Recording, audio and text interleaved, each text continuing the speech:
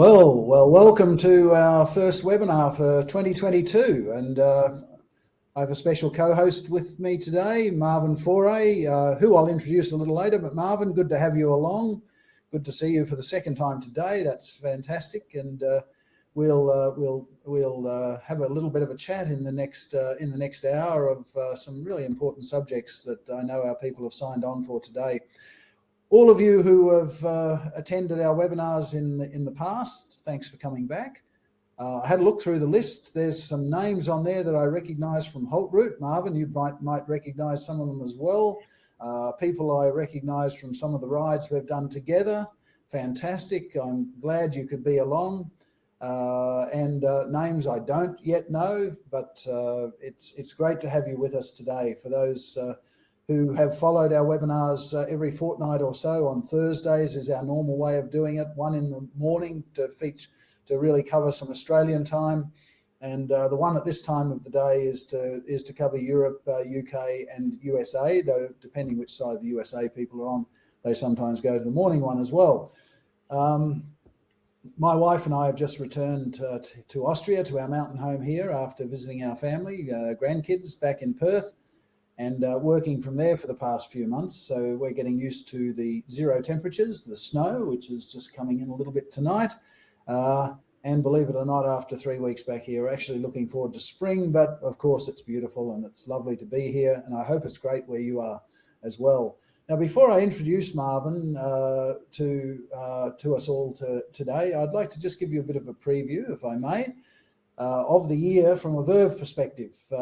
As many of you have guessed, and lots of you have asked questions about this along the way, when is the next InfoCrank coming out?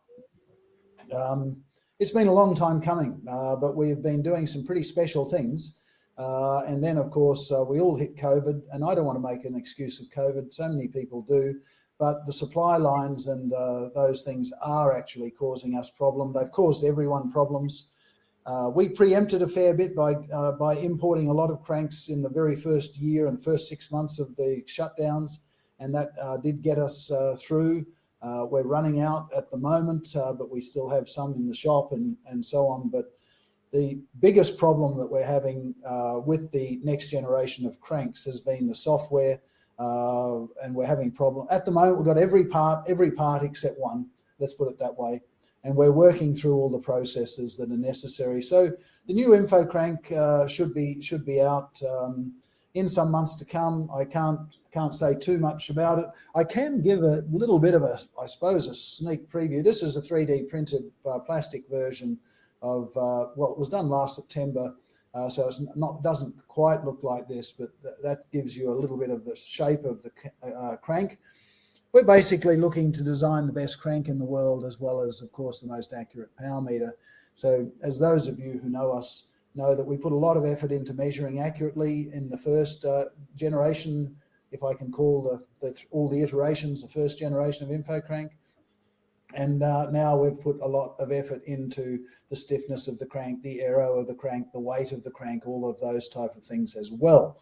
So that's happening, and you'll hear more about that, and just keep watching wherever you watch to hear about things about Verve, or alternatively ask us, and if you come on the webinars, I think I'll be telling you people pretty well first what's happening, and give you opportunities to get in early. I think we're going to have a fair bit of trouble in the early days, because we are getting quite a lot of orders from our Olympic teams and others. So as you can guess, when you're starting a production of something, you tend to do in the hundreds, not thousands. But we've always had a special love for our private customers, and so there'll be opportunities to get in there, I'm sure. The funny thing about the slowdown, whilst it's been such a problem from a supply line perspective, that actually urged us to go and do something that really is a bit surprising. But when we were developing this generation of crank, we were looking at 3D printing, and we decided that it was about 3 years too early to do 3D printing of cranks as a normal way of doing it. That is for everyday use. But because of the supply line problems, we actually fast-tracked that. And funny enough, our 3D printed titanium cranks are actually out there in the marketplace already. They're actually on bikes. And I just heard today that the next lot for British Cycling have just been finished their printing. By the way, it takes days to actually just print a crank. You often think it's, oh, this is a fast process. It's days and days of printing work to print a crank. Then they have to be polished, then they have to be machined, and then finally they have to be instrumented. But it's still faster than forging one and going through our normal Asian places. So we're actually along the way there. And one of the things that I'm not sure if you know, but we've been doing this because we're not experts in 3D printing, and in fact in the use of titanium itself for this. We've been working with Dimitris Katsanis for the last year or more, and Dimitris isn't a well-known person outside the top circles, but let me put it this way: every British cycling bike that you've seen in the last 20 years at the Olympics or whatever has been designed by him. All the Pinarello bikes you see on the Sky team have been designed by him. The handlebars that Filippo Ganna uses to get his gold medals and other things have been designed and actually built by Dimitris in the 3D printing and so forth. You may have heard of all the Italian bikes going missing at the World Championships, and a whole bunch of them had 3D printed handlebars on them as well. I thought Dimitris would be in for a great payday, getting to do the work twice, but as it turned out, they found the bikes. But yeah, Dimitris has been fantastic as we're working on really building something very, very special. And that is happening faster than just doing a normal alloy crank, which is, COVID has turned everything on its head. But that's the way all that is going.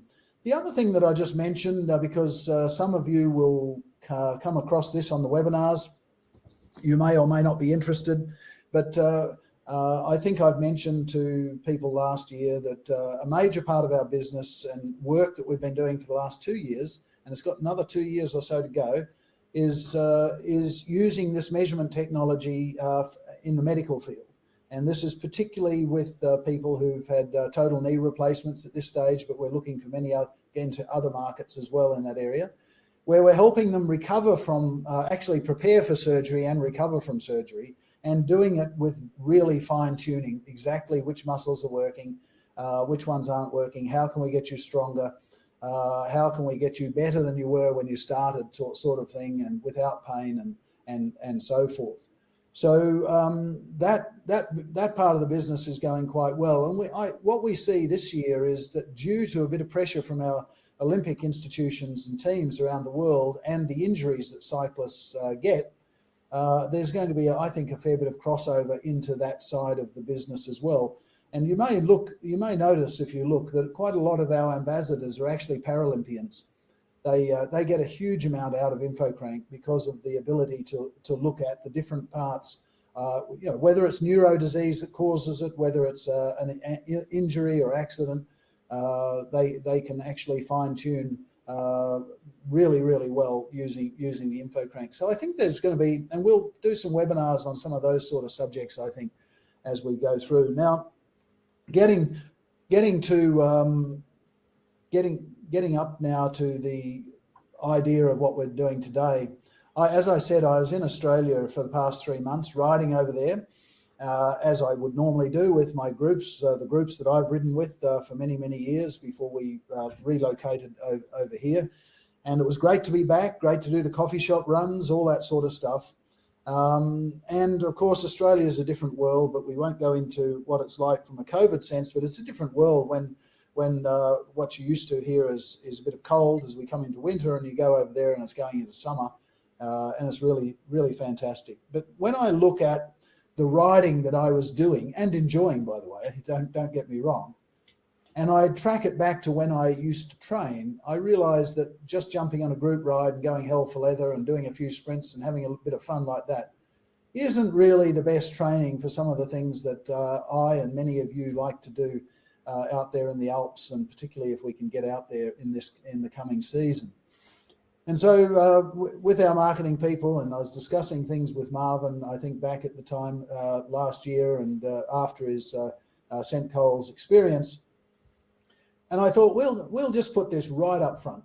Let's get Marvin onto the show to talk about probably one of the toughest 10-day event, actually 11 if you can count the rest day, and I think you should. 11-day event, riding a hell of a lot every single day with a lot of altitude and all this. Let's start the season, let's start the year off by talking about how to train for things that are in the future. We can come back on how to get fast again and how to do this and how to enjoy Zwift and do all of those sort of things for you Northern Hemisphere people. I don't think there's any from Australia in this session because it's getting a bit late over there. But let's start the year off like that. And my reason for selecting Marvin, we've ridden together. We've ridden together since about 2015. It was one of the last Holt routes I actually rode. The Holt route. I was a sponsor. We were a sponsor for years after that, and I rode bits when I felt like it, but I didn't do the whole lot back to back as Marvin's done. And I didn't even ride, and in most cases I never rode a full 7 days straight after 2015. So while he's been getting better, I've been going down the other side, and I figured it was much better to go and talk to someone about this who's actively doing it. And so that's why, Marvin, I'm so glad, Marvin, you agreed to come along and come and talk to our listeners today. And I'm going to ask you a bunch of questions and take you through some slides that I know you supplied for us. It's been really good knowing you over the years, and I know your commitment to coaching, commitment to your business. But let's start the whole thing, if we may, Marvin. Will you tell our listeners a bit about you? What is it that has driven you to do the things that you do? I'll get your slides up and running, and then we can get this show on the road. How's that sound? Sure. Thank you, Brian. So where to start? The name is Marvin Faure. Marvin is an American first name, of course. Faure is a French family name, but I was born English. Nobody's perfect. I live now in France. First member of the family to come back when my ancestors fled the country many years ago when they were persecuted. I've had a long and varied career. I started life as an engineer. I worked on the oil rigs in Southeast Asia for many years, then came back to France or to Europe. I did an MBA in France, worked in sales and then HR and a number of other things. I still work as an independent leadership consultant. I do executive coaching and leadership development work, all that sort of stuff. And that that earns me a bit of money. And then I set up with my wife, Emmanuel, we set up a company called Alpine Coals at the end of 2013. And that's basically the way we spend our money. I think you're supposed to set up companies to earn money, but it doesn't always.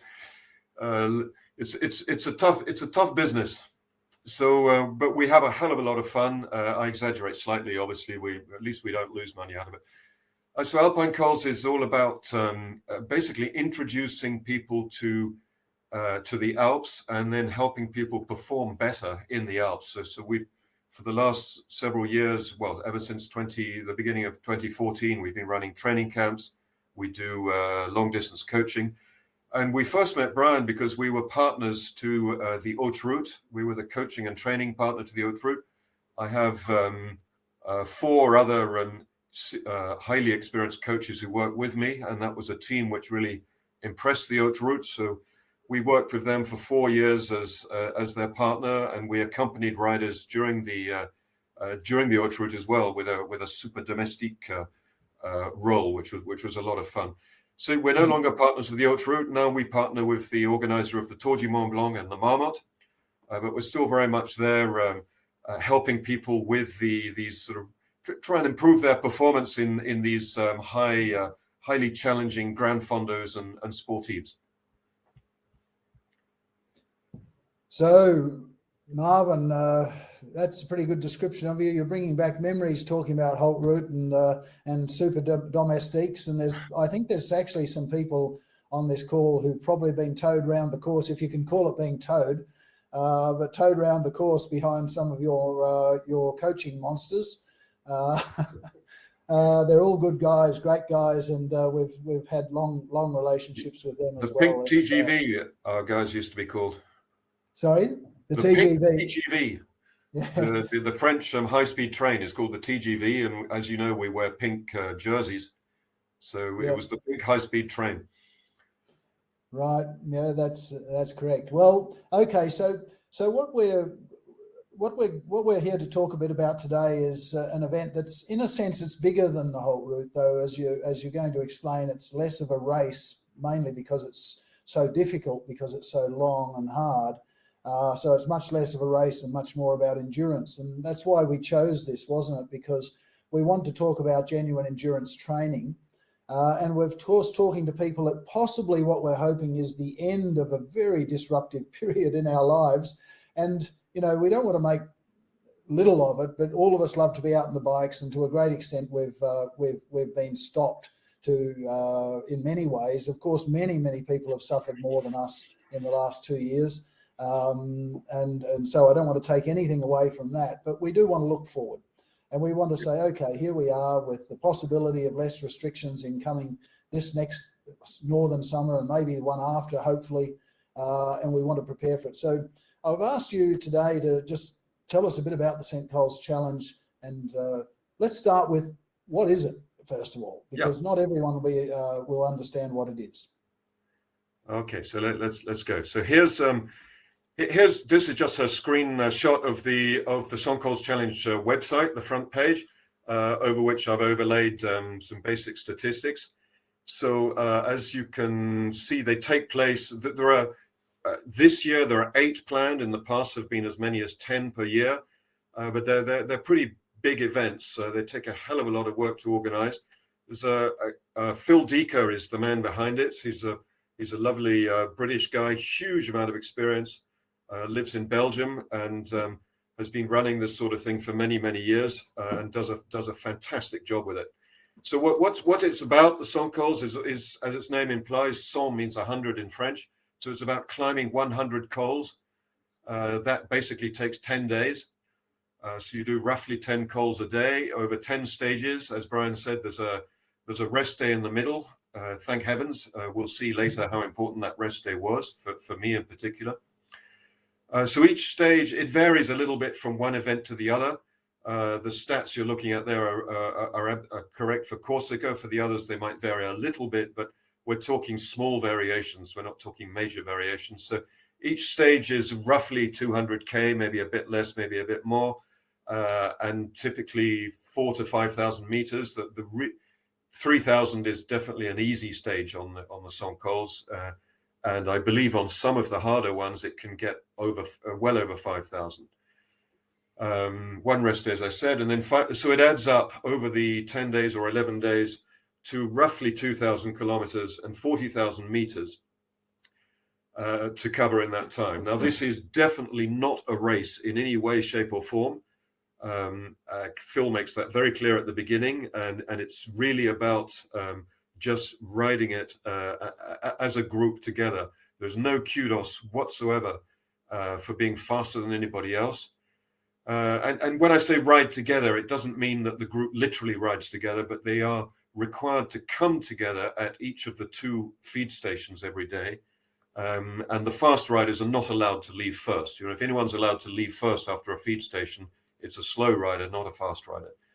So it means you're constantly crossing other people, you're riding with other people close by all day, which is really nice. Right, and the question has to be, why did you decide to do it? I thought Holt Routes and Tour Transalp and all of those things were probably a bit more close to the limit. Of course, I can see this big mountain you've got in the picture, and you seem to have a really nice idea of going round and round that as many times as you can or something. But why Cent Cols? Tell us the backstory there. Yeah, why the Cent Cols? Well, I came across the Cent Cols I think a little over 2 years ago now, when I read an article in a magazine, and then I did a bit of research on it. I thought, wow, that sounds just a really serious challenge. I'm not sure that I'm up to that. I'm not sure if I really want to do it. but I put it away in the back of my mind, and I'm the sort of guy who once you stick a challenge in the back of the mind, it kind of nags away and it keeps coming back. Yeah, So I get that. what happened this year was that this year, for the second time in a row, I've been training really hard for the Tour du Mont Blanc, and the Tour du Mont Blanc for the second year in a row was cancelled. So that was extremely frustrating. I'd put in 15,000 kilometers through the year, through 2020. I was well on track to do the same in 2021. All of that was in training for this one event, and it was cancelled.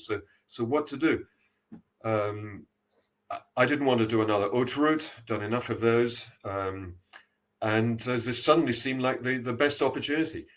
And of course, it is a massive challenge. And I looked at it again, and I thought, given all the training I've done for the Tour du Mont Blanc, if I'm ever going to be able to manage it, it's now. It's kind of now or never. So I wanted, obviously, the challenge was a key part of it. Could I do it? I wanted to know if I was going to crack, and if I was going to crack, would it be mental or would it be physical? I wanted to know if it was reasonable for someone of my age, I'm now 62, to take on such an extreme challenge. I wanted to know if I'd enjoy it. Would I just, really start to hate it after the first 2 or 3 days? And especially as a cycling coach, I wanted to submit myself to it, in a sense, to figure out what I could learn from it, and therefore what could I pass on to others who either might want to do the same event or similar types of things. You can't be credible as a cycling coach unless you've done a lot of these things for yourself. So that was important to me too. And then finally, Corsica is an island which I absolutely love. I've been going on holiday there for many, many years, but I only really know one tiny corner of it, the far southeastern corner, and I wanted to know the rest of the island much better. I knew it was great for cycling, but hadn't done it. So this was just, it ticked so many boxes that I had to do it. Well, okay, I'm surprised you got it past Emmanuel, but you can tell me how your techniques of persuasion a little bit later, because I don't think I would have a chance whatsoever from where I am. Yeah. But in fact, I'm not sure I have the inclination. But tell us all, what was it like? And a very particular question I have, having ridden so many of these type of events, and some of them just really resonate with you. It's not just the scenery, because so often we're not even looking at the scenery as much as we ought to, but it's the fellow riders and the guys around you, and it's the friendships you make by suffering together or doing this or doing that. So tell us a bit about what it was like, but also what the riders were like, and what the ambience of the whole thing was like. Yeah, so you can see a few pictures here. There's the island of Corsica. You can see each stage is in a different color. So we started here in the north in Bastia. We came down on the blue ride to start with. Second one was the red one, then green, and so on. So we were heading south. And then once we got to the south, we basically turned around and went back up north on the west coast and finished around the Cap course, which is that finger pointing north. So the scenery was absolutely stunning. Lots of the speciality of Corsica is there are livestock on the road a lot of the time. There in that picture you can see pigs, but we saw lots of goats. Those are relatively domestic pigs, or sort of semi-wild. There are lots of real wild pigs, of course, wild boar. There's not that we saw any. There are plenty of goats. There's plenty of cows. There's all sorts of stuff on the roads, which makes it interesting when you come around a blind bend under the trees in the gloom, and suddenly there's this damn cow in the middle of the road.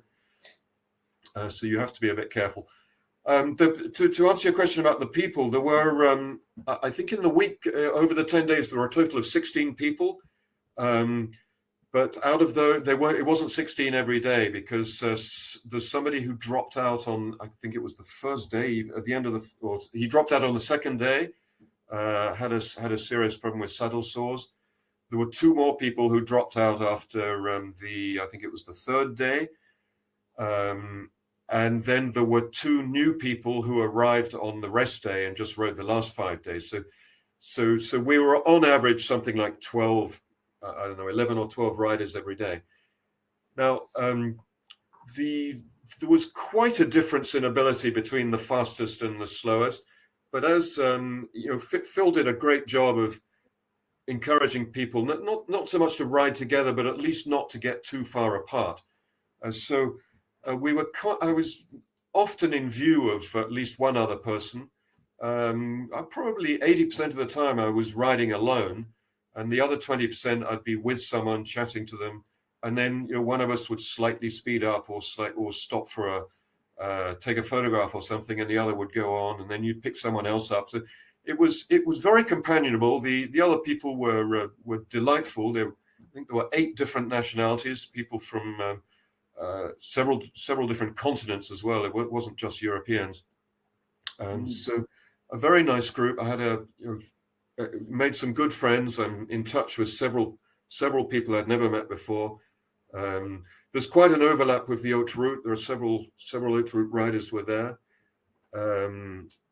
And of course, if you're going to be able to ride at that level in the mountains, then you tend to do all of these things. You do the Marmot, you do the Tour du Mont Blanc, you do the Haute Route, you do the Tour Transalp, and the rest of it.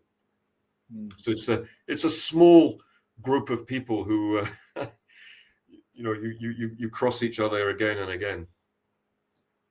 Yeah, well, and Corsica, I've never ridden there, but I've been told that I have to go there. So that it doesn't look like there's a lot of flat. Well, there's a very, very little flat. The only flat really is along the eastern coast, which is pretty much flat from north to south. But of course, we avoided that. The whole point of the Cent Cols obviously is to climb. So it was up, down, up, down, up, down all the time. You can see some more photos there that I've put. The bottom was often going over some really beautiful little bridge, like the one in the photo there.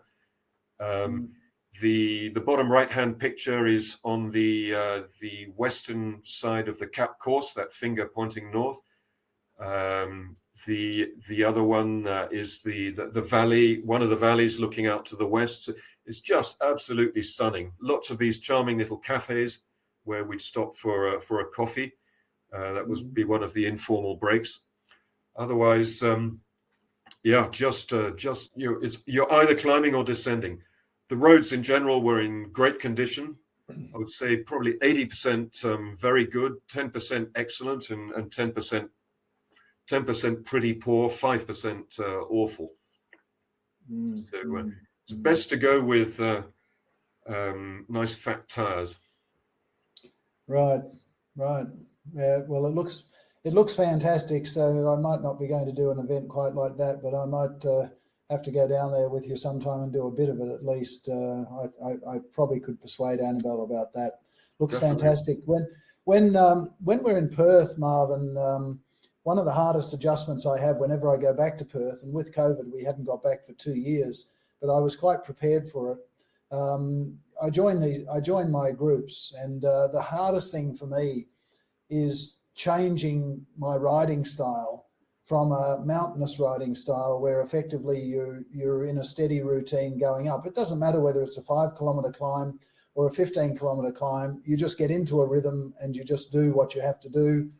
If you've got a time limit on yourself, you go faster, and if you haven't, you go a bit slower. But normally you sit in your routine and then get to the top and you go down the other side. And a 15-kilometre climb might take 20 minutes to 30 minutes to even get down.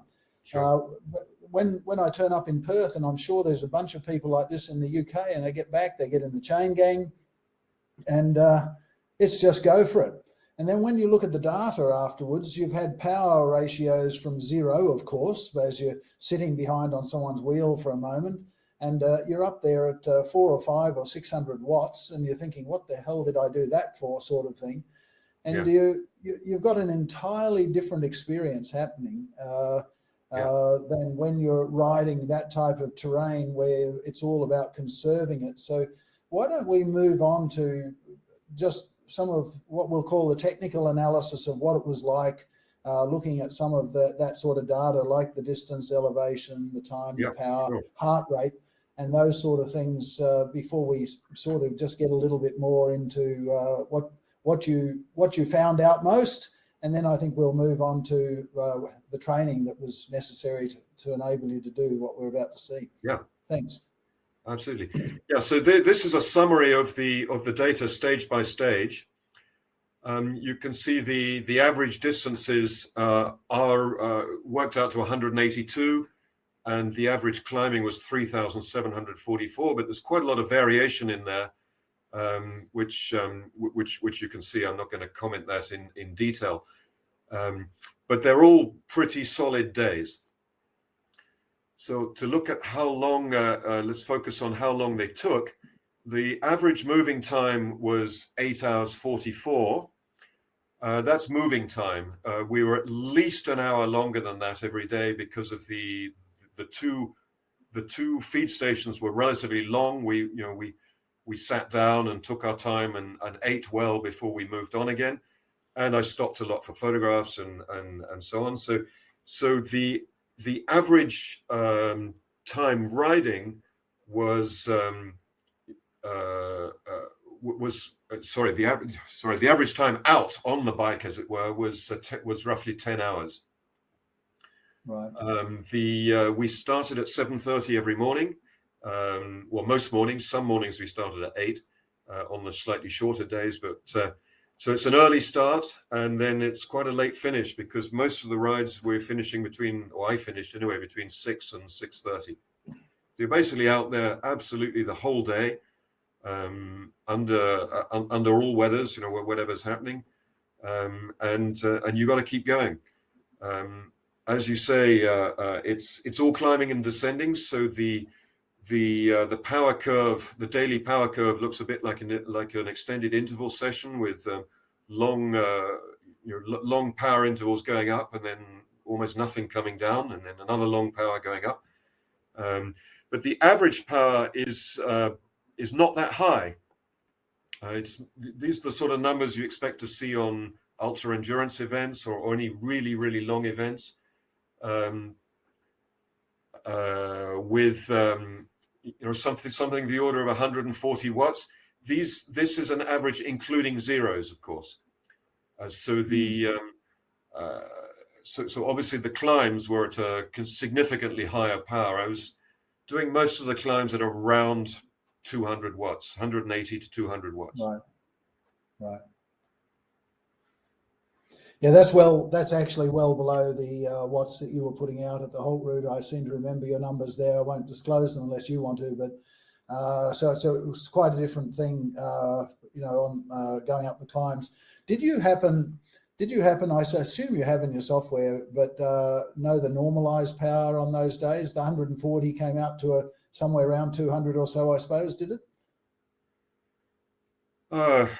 Sorry, Brian, you're putting me on the spot. I honestly can't remember. I wasn't really paying attention to normalized power.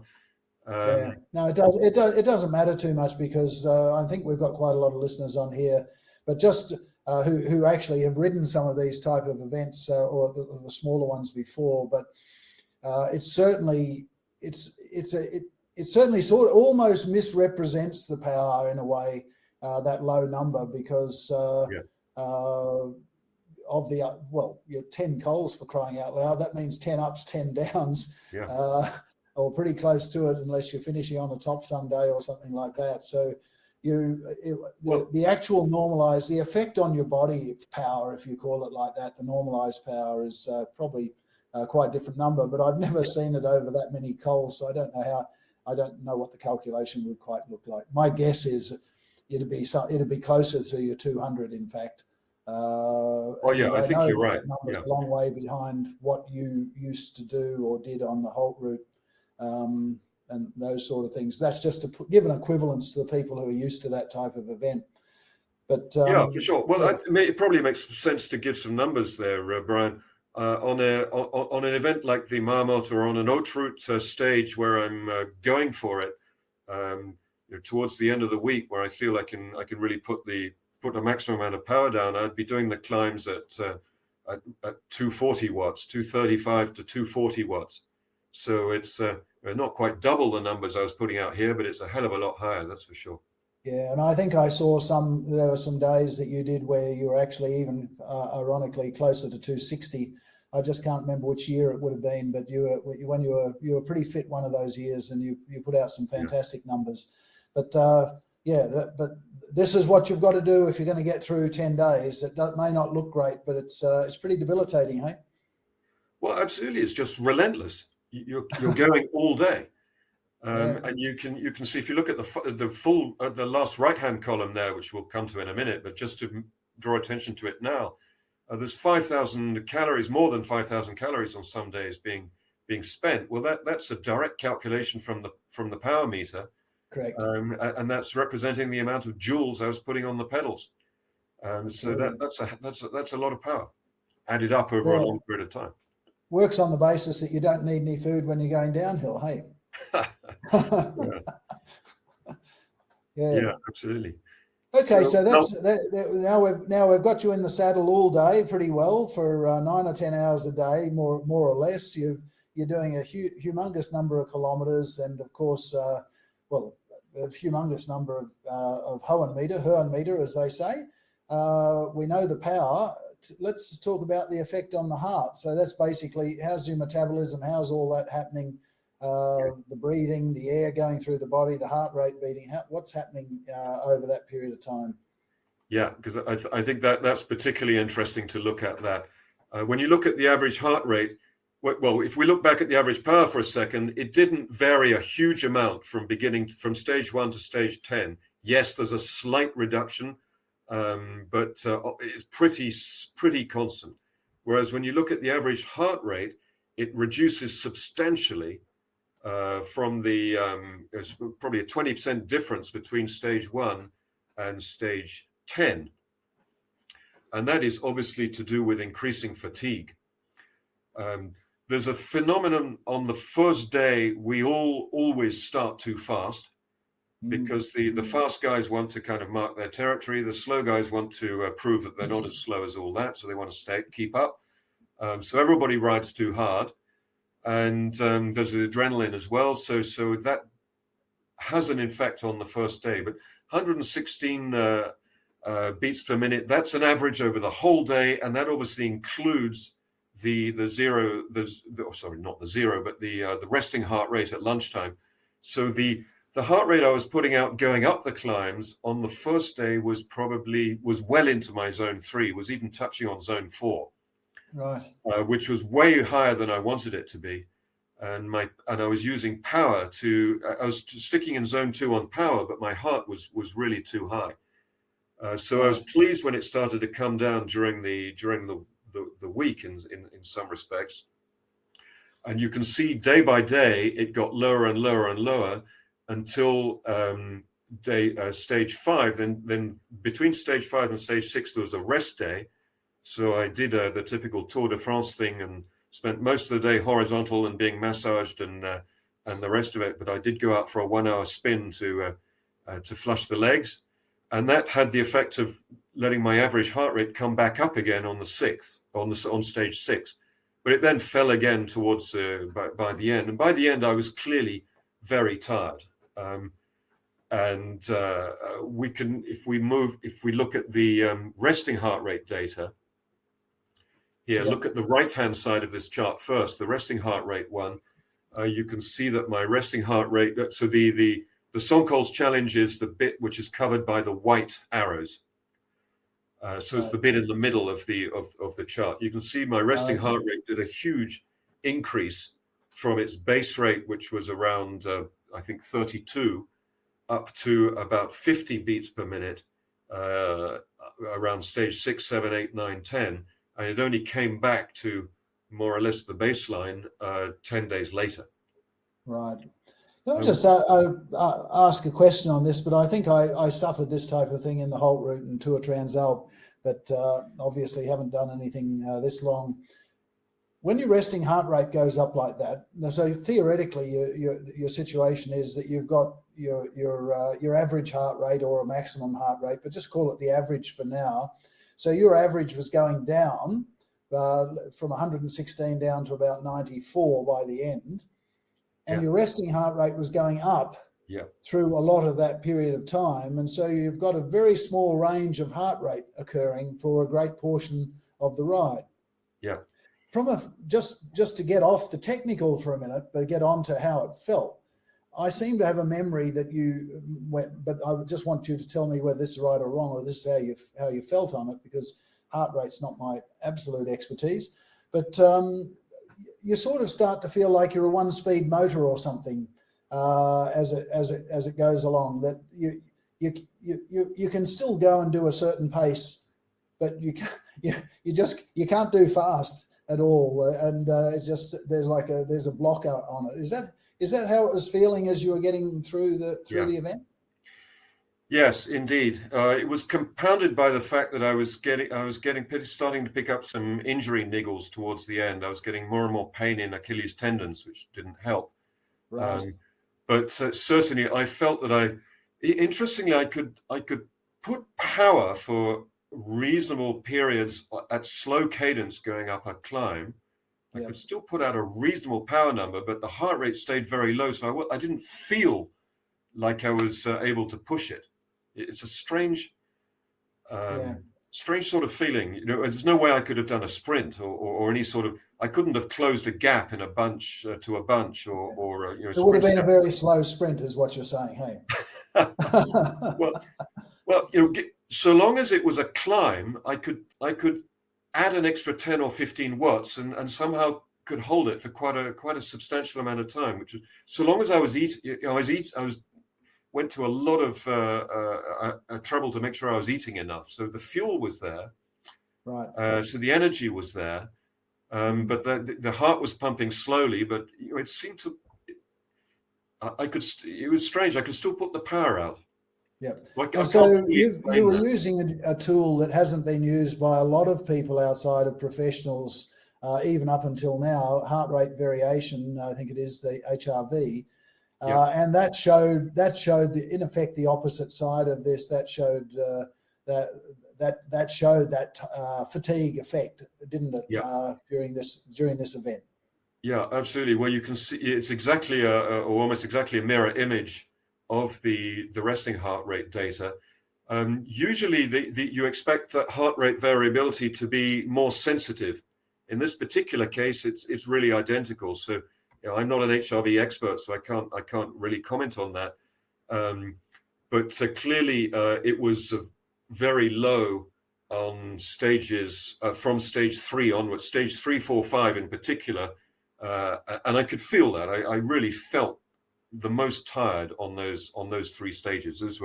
Those were brutal stages, especially coming after the first 2. And I could feel I wasn't recovering enough. You know, it was things were going downhill. So the recovery day, which was the recovery day, was essential to regather strength for the final 5 stages. Right. So we should move along just a little bit maybe and talk about this 2 particular areas that sort of bring it to a close and wrap it up. I think in a way, the first one are the lessons that you learned. Now, you know, as I said, there's people on the call who are, I think, quite experienced, but I know very much from dealing with you over all of the years, you're always learning lessons, and I'm pretty sure there were some in this. And if you could bring them out for us, and then if we could look at the training regime that you put yourself in order to do what your plans were for last year before they were sidelined onto this. Can you take us through that first? Firstly, the lessons. Yeah, absolutely. So the lessons learned from a Cent Cols for me were that there are really these 4 things that I put up there were absolutely essential to get right. So first of all, the bike clothing and equipment, that whole package. If you come with the wrong bike, the wrong clothing, or inadequate equipment, you're not going to make it. That's for sure. Pacing, similar. You know, if you have a poor pacing strategy, you'll blow up and you won't make it. If you don't eat enough, you won't make it. And if you don't recover properly, if you don't make that an absolute priority every evening, again, you won't make it. So those are key things to get right. To go into them in a little bit more detail, I mean, this is not really the time, I think, to give detailed recommendations on bikes, clothing, equipment, and so on. But the key is to have stuff that you've thoroughly tested under those sort of conditions. So you've done really long rides on your bike, and you know that it's comfortable. You know it's got the right geometry for you. Um, uh, and you can repeat those really long rides without falling apart, without getting saddle sores, or without getting injured. Exactly the same applies to the clothing and the equipment. Phil Deaker, the organizer, told me once that according to his experience, probably more people have failed to finish a Cent Cols due to clothing and equipment reasons than for any other, apart from the obvious totally unprepared. And in fact, I almost failed to finish myself from a poor choice of clothing on the second stage, which was an interesting stage. We started from Corte, right in the middle of the mountain range, and initially we did a big round trip, and then we went up a long high valley, the valley of Asco, which is a beautiful place, which was very hot because we had the sun on our backs all the way up, and even at altitude it was pretty hot.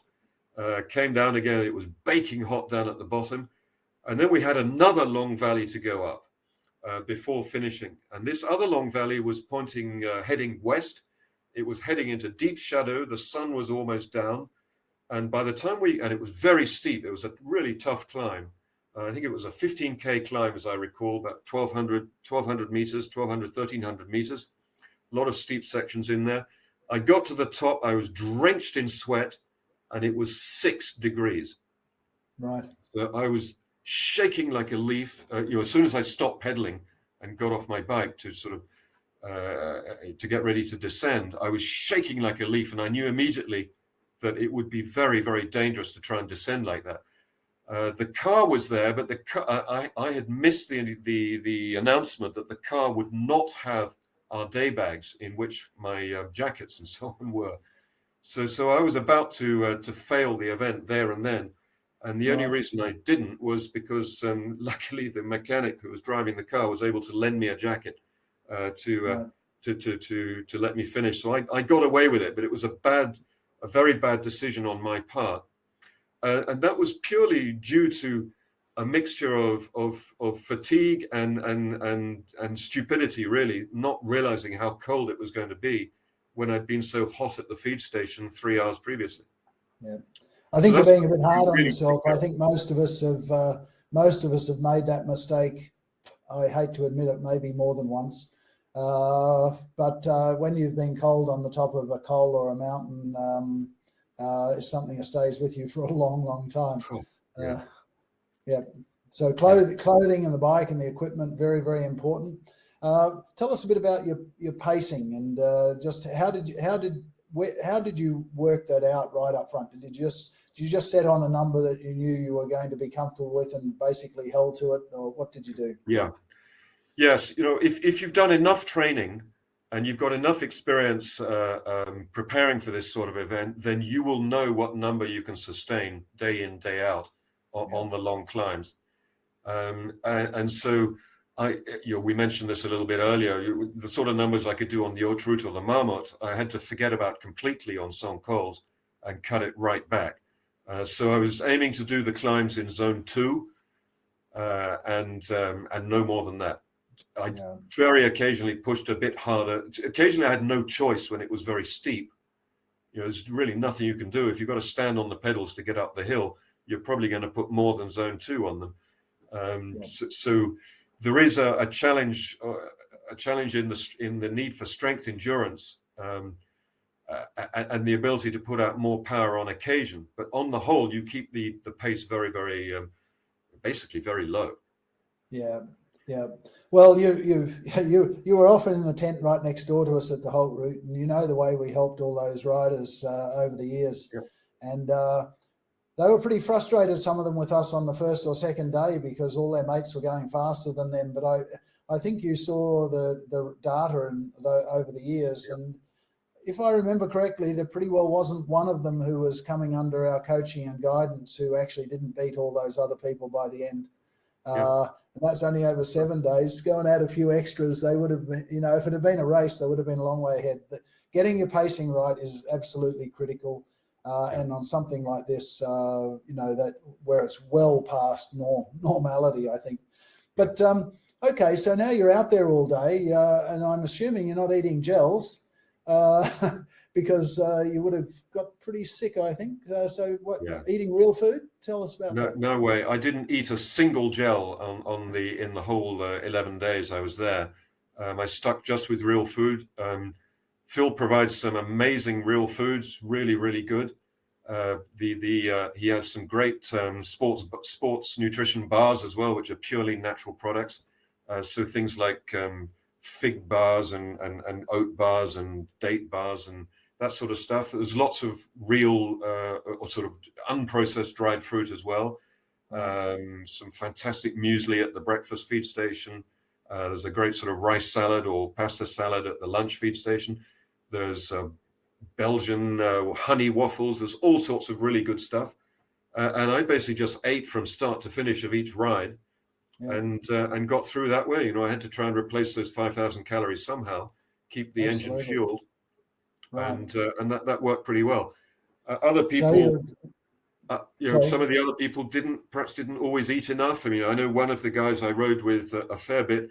He told me he'd failed a previous Cent Cols because he never ate between feed stations, which was, obviously a bit nuts. But when you don't know, you don't know. Well, you've got to know yourself a little. But another part was you learned a bit about recovery. Now, I know you well enough to know that you actually know a fair bit about recovery. But what things did you really learn there, and did you apply yourself even differently than you have on some of the other events? Yeah, I was particularly strict on recovery. Of course, it helped that I was on my own, and I'd taken a single room, so there was nobody to bother me once I'd got into my room. I basically spent as much time as soon as I got off the bike, I tried to get have a quick shower and then get horizontal, do some gentle stretching and mobility moves, try and do a little bit of self-massage. Other people brought massage sticks and brought even massage guns, these new vibrating things you can get. I didn't have any of those. I'm sure they can add value as well. I did have a couple of massages on the rest day, which was great. But the absolute key is to sleep as much as possible. I never actually managed to get a nap in before dinner because there just wasn't time. But I made sure I got to bed as early as possible after dinner. I didn't fool around, but with social media and trawling the net or dealing with emails after dinner, I just tried to close everything down and go to sleep as quickly as possible. Sure. And sleep really is the best way to recover. Right.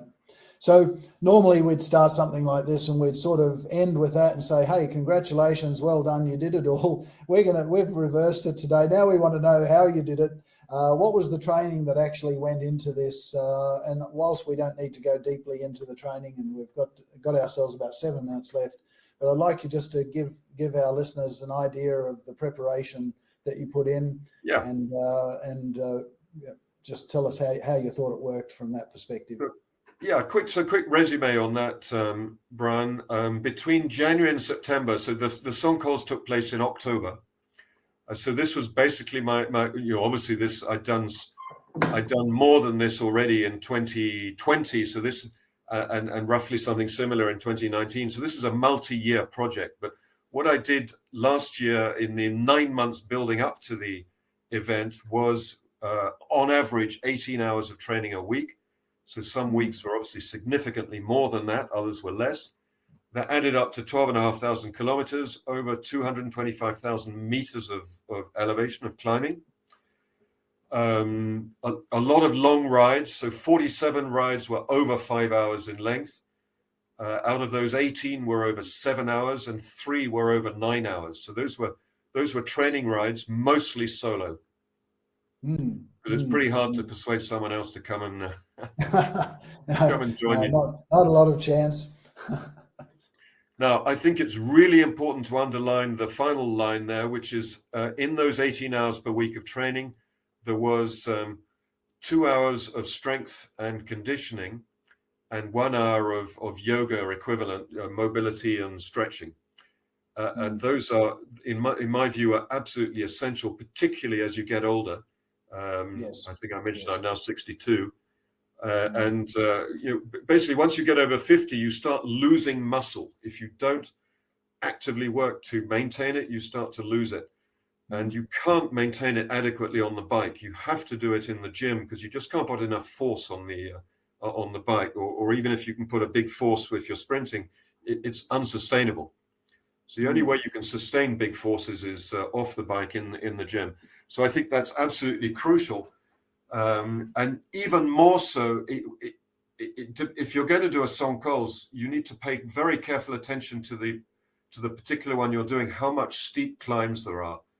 We were lucky in Corsica that there were not very many steep climbs, but some of the others are reputed extremely difficult because of the number of climbs which are kilometers and kilometers over 10%. And there you've got to have supreme strength endurance in your leg muscles. Exactly. So you were doing that training in 2020 to no avail because the event was cancelled. You decided to do it again. The event got cancelled, so you decided, well, you better have an outlet for all of that training. Yep. Well done. Congratulations, yes, on doing that. And just if I just close a little bit and just tell me if it's a reasonable sort of thing. When you want to do these type of events and do endurance training, it is a really good idea to actually do a lot of it solo. Not just because there's no one silly enough to go with you, but you actually have to ride at your pace, and do even the training has to be at pace. And in effect, you're riding all of those hours each week, and each of those weeks each week, and each of those months, in effect, preparing for that next month so you can do it again, and just getting the body used to it. It's a perverse sort of enjoyment, isn't it? But maybe there's some people like you and me who actually enjoy that stuff, and hopefully some of our listeners who want to take it on into the future. Yeah, very much so. It's a good point. It's a really good point, Bryan, because it took me a while to get my head around the idea of doing a lot of long, slow rides. I guess like most people, when I started cycling, I'd just go out and ride everything as hard as I could every single time. And of course, that worked for a while. For the first couple of years, I got better and better and faster and faster. And I thought, well, this is obviously the right way to train. And then after a while, I got stuck on a plateau. And then I started thinking, well, clearly something's going wrong. And we know that once you're on that plateau, you've got to do things differently.